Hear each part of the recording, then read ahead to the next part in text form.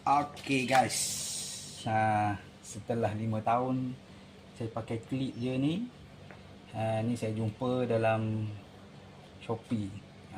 Okay, nak pasang, kita pasang apa, macam standard kilang.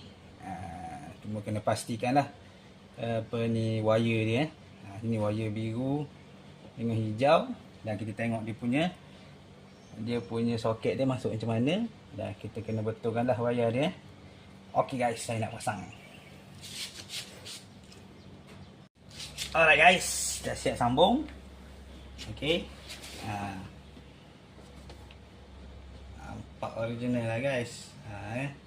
Dan ni sepatutnya kita ada original dibalut dengan tape lah. Ok, jom kita pasang. Saya dah test tadi. Hidup lah, memang hidup. Ok, ni pun dia memang ada selok dia. Ok,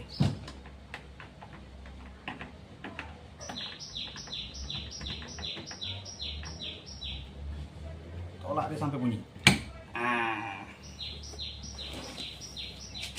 Ok guys, jom kita test.